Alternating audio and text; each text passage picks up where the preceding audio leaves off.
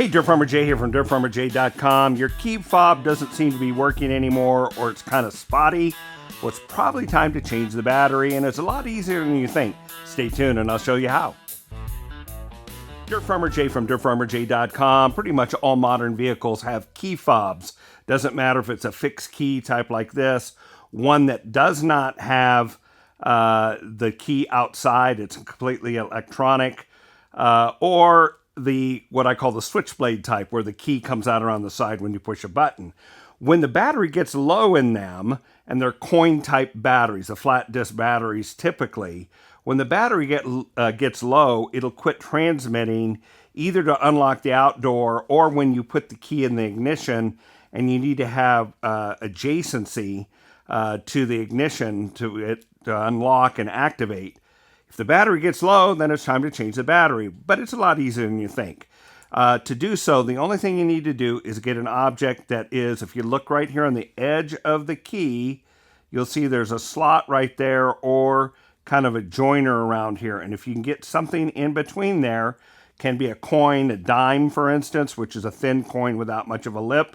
Or in this case, I just have a standard flat screwdriver. All we're going to do is we're going to put it right in there and then twist. And when you do, you can see the whole key comes apart like that. All right, let's put it down on the table here. And the reason I want you to watch this very carefully is when you open this up, what you want to do is make sure that you notice the polarity of the battery. And right there on the battery, it's clearly marked from my vantage point right there, a plus symbol. So this is a 3 volt battery, and it's a common 2032, which you can get at pretty much any hardware store or convenience store even. So this is going to come out, and when you do, you're going to pull it out like this, remove the battery, and then you're going to put it in with a new one. Yes, I'm faking it. This is a new battery I put in there myself. We're doing that. We're going to replace this just back over the top of it, or whatever it was. So when you open it, just make sure you watch to make sure that you put it back the same way. That's the gasket that keeps everything dry. Now we're going to put it back and line everything up and just start snapping it together.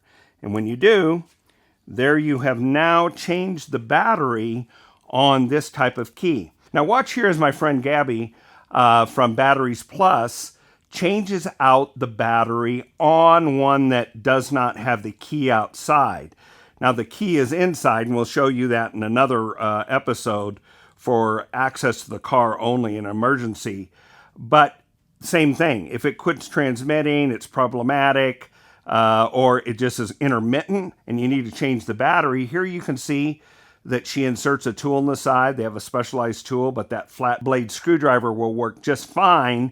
She inserts that in the side there, pops open the edge just like we did on the regular most common key, takes the two halves out, checks the polarity, the battery size, puts a new battery into it, lines everything up, snaps it shut again, and that is off and ready to go the races. Here's another problem that many motorists encounter, and that is a low tire pressure message on their heads-up unit, or a sensor fault. Well, check out this video where we show you exactly how to test for that and perhaps avoid a trip to the tire shop or the mechanic to get it all replaced. You can probably do it yourself. Check that video out. We know you'll find it to be useful. Until the next time, this is Dirt Farmer Jay from DirtFarmerJ.com.